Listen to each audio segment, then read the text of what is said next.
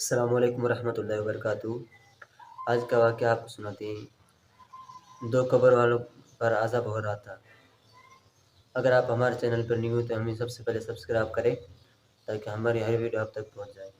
چلو ویڈیو شروع کرتے ہیں۔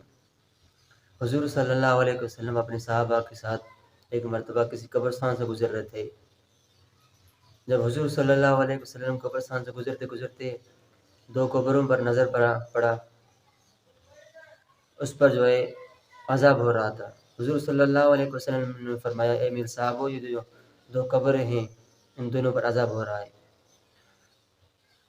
حضور صلی اللہ علیہ وسلم صحابہ نے عرض کیا، یا رسول اللہ صلی اللہ علیہ وسلم، ان پر عذاب کیوں ہو رہا ہے؟ حضور صلی اللہ علیہ وسلم نے فرمایا، میں آپ کو بتاتا ہوں ان پر عذاب کیوں ہو رہا ہے۔ حضور صلی اللہ علیہ وسلم نے فرمایا، اے میرے صحابو، جلدی میں کھجور کی دو ٹہنی لے کر آؤ۔ صحابہ نے جلدی میں دو کھجور کی ٹہنی لے کر آئے۔ حضور صلی اللہ علیہ وسلم نے ایک اس کی قبر پر رکھا، ایک دوسرے کی قبر پر رکھا۔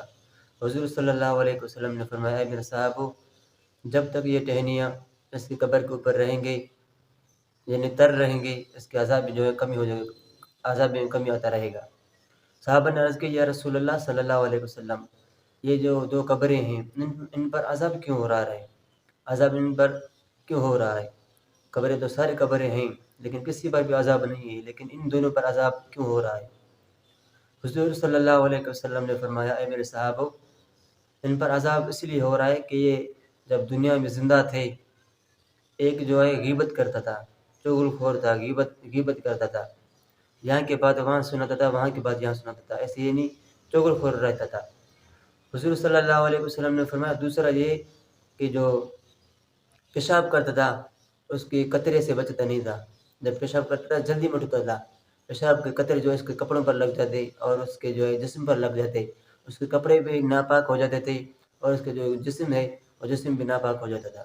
میرے پیارے دوستو، دیکھو یہ دو چیزیں ایسے ہیں جو انسان کو دنیا میں بھی ذلیل خوار کرتے ہیں اور قبر میں بھی عذاب کے مستحق ہوتے ہیں۔ بس اللہ تعالیٰ سے دعا ہے، اللہ تعالیٰ ہم مسلمانوں کو سب کو ان دونوں کاموں سے بچنے کی توفیق عطا فرمائے۔ اگر آپ کو ہماری ویڈیو پسند آ جائے ہمیں سبسکرائب اور لائک کرنا نہ بھولیں۔ شکریہ۔